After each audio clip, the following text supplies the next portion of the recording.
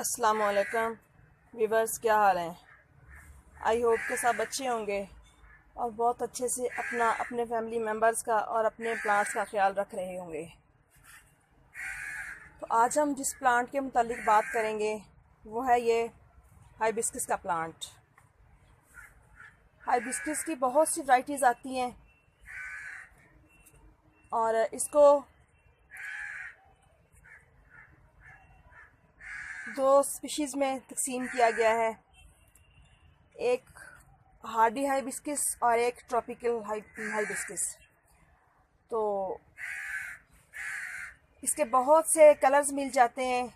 इसके फूल रेड भी आते हैं, पिंक आते हैं, आछी, पीले, वाइट और मल्टी कलर्स में भी बहुत से मिल जाते हैं, ऑरेंज, वाइट, पिंक और वाइट। इसके अलावा रेड और वाइट कम्बिनेशन में भी बहुत खूबसूरत लगता है ये वाला प्लांट। तो और ये सिंगल पेटल में भी होते हैं और इस तरह से डबल पेटल के फूल भी होते हैं।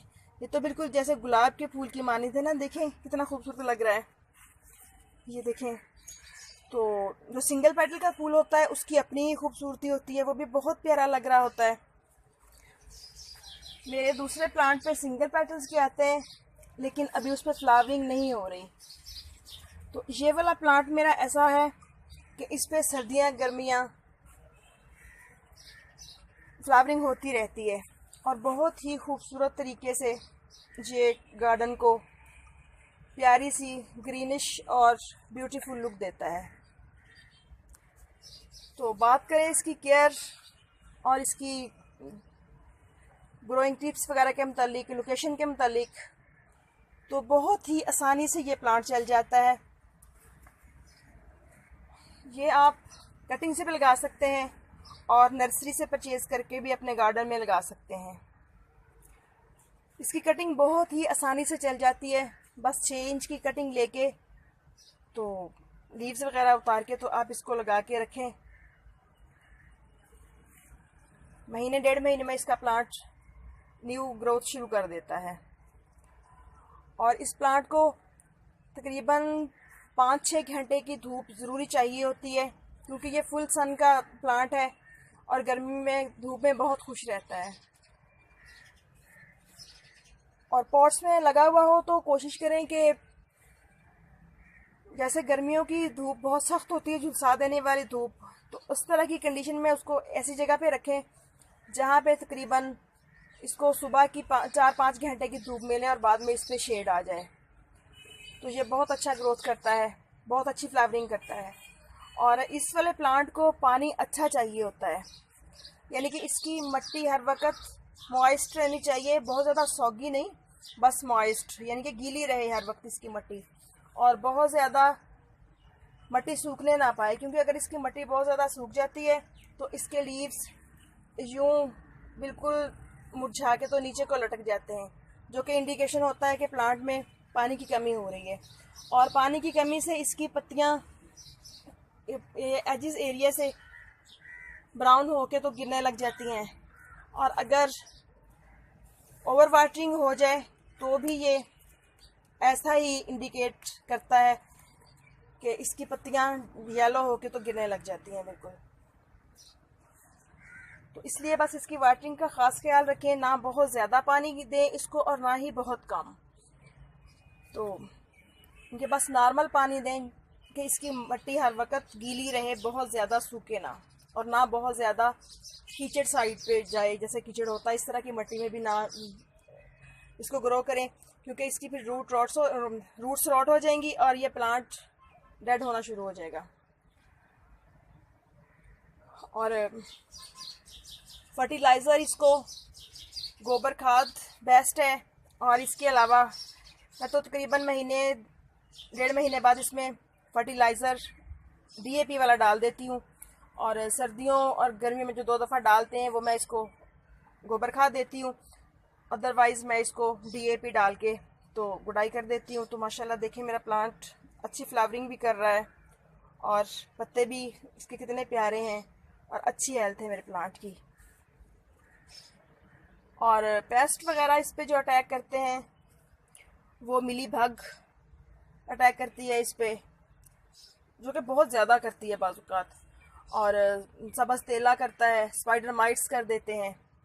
तो इसके लिए आप नीम ऑयल का या कोई भी पेस्टिसाइड होममेड हो तो वो कर दें, नहीं तो फिर जाके यानी कि बाज़ार से परचेज़ कर लें। और वो जब देखें कि पेस्ट वगैरह इस पर आ रही हैं तो इस पर आप स्प्रे कर दें, तो प्लांट आपका खुश रहेगा। ये देखें मेरे इस प्लांट में भी ये मिली बग्स थोड़ी थोड़ी आ रही हैं, ये देखें इस तरह से।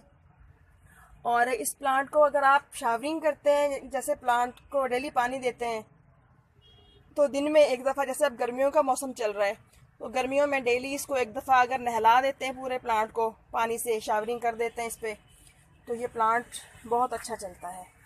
और इसके पत्ते देखिए कितने प्यारे यूं शाइन कर रहे हैं।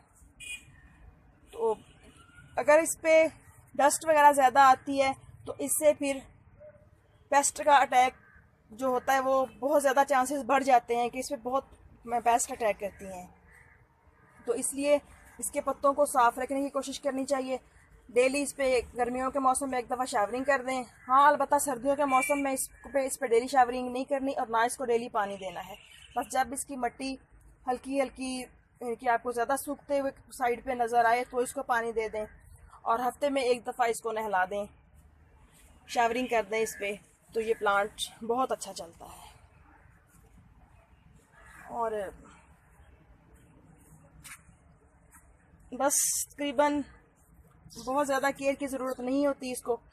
और इस तरह से जो फूल मुरझा गए उनको उतार देना चाहिए, क्योंकि ये देखें इसका फूल बहुत प्यारा लगता है, लेकिन इसकी फूल की एज सिर्फ एक दिन की होती है। ये वाले फूल कल खिले थे और आज यूं मुरझाए हुए हैं। और माशाल्लाह देखिए, मैं सिर्फ इसके पानी का ख्याल करती हूँ, टाइम पे इसको पानी देती हूँ और डीएपी वगैरह डालती हूँ। तो देखिए कितनी अच्छी ग्रोथ है और कितनी सारी बडिंग आई हो रही है इस पे, और कितने अच्छे हेल्दी से फ्लावर खिले हुए हैं। इस तरह से ये प्लांट बहुत ही प्यारा और बहुत ही इजी टू ग्रो प्लांट है। और इस प्लांट को ये एक तकरीबन अगर देखा जाए तो ये मेडिसिनल प्लांट भी है, क्योंकि इसके पत्तों को सुखा के इनका कावा बना के पिया जाता है, और इसके फूल भी बहुत सी बीमारियों में काम आते हैं, फ्लू में और कैंसर में। और इसके अलावा भी काफ़ी सारी इनकी बीमारियों में इसके पत्ते और इसके फूल काम आते हैं। तो इस तरह से ये गार्डन की खूबसूरती को दुबाला कर देता है और बहुत ही प्यारा लगता है ये प्लांट। बहुत प्यारे प्यारे से फूल लगते हैं, बहुत खूबसूरत लुक देता है ये। और इसकी अगर बर्ड वगैरह गिरती हैं तो उनकी कोई ना कोई रीज़न हो सकती है, फर्टिलाइज़र की कमी या ओवर वाटरिंग हो सकती है, या बाज़ औक़ात इस पर एक पेस्ट ऐसा अटैक करता है जो कि ये जो बर्ड है इनके अंदर से इनका सैप सक करना शुरू कर देता है और बर्ड यूं फेल्ड होना शुरू हो जाती हैं, और बर्ड लगती हैं लेकिन वो गिरते जाते हैं साथ के साथ। तो उसके लिए फिर आप पेस्टिसाइड वगैरह यूज़ करें या फंजीसाइड थोड़ा सा पानी में घोल के उसका स्प्रे कर दें, तो भी इस टेंशन को कवर किया जा सकता है। क्योंकि जो फूल पौधों से प्यार करने वाले लोग होते हैं वो अपने प्लांट्स का हर तरह से ख्याल रखना चाहते हैं, और एक एक फूल को खिलना देखना उनको बहुत अच्छा लगता है।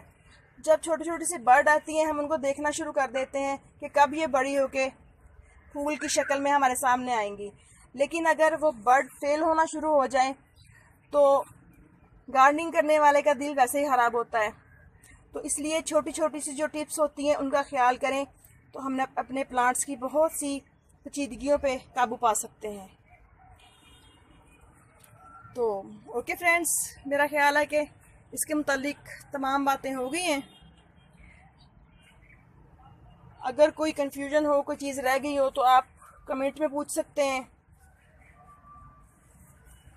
और हाँ, एक बात रह गई कि ये जो प्लांट है जिस जिस तरह से इसके फूलों का कलर मुख्तलिफ होता है, इसी तरह से इसके जो पत्ते होते हैं उनकी शेप और कलर भी मुख्तलिफ होते हैं। कुछ हाइब्रिड वैरायटी होती है इसकी और कुछ इस तरह से देसी वैरायटी होती है, लेकिन देसी वैरायटी का जो फूल होता है वो सिंगल पेटल का होता है। तो ये है मेरा दूसरा प्लांट जो कि वेरीगेटेड प्लांट है। इसको पिंक कलर के फूल लगते हैं सिंगल पेटल के और बहुत ही प्यारे लगते हैं। तो बस ये ध्यान में रखना चाहिए कि इसको जब पानी देना है तो ऐसे नहीं करना कि बस थोड़ा सा पानी दे दिया तो चले, उम्मीद की कि प्लांट अच्छे से ग्रोथ करेगा। नहीं, जब समर सीज़न शुरू होता है तो गमले की मिट्टी कम अज़ कम इस तरह से 2 इंच सरफेस एरिया से नीचे होनी चाहिए, यानी कि यूं गमला इसका जो किनारा है उससे मिट्टी 2 इंच नीचे हो, ताकि इसमें जब पानी डालें तो अच्छी तरह प्लांट की नीचे रूट्स तक पानी पहुंच पाए। ऐसा ना हो कि ऊपर ऊपर वाली रूट को पानी मिल जाए और नीचे वाली रूट्स खुश्क रहें।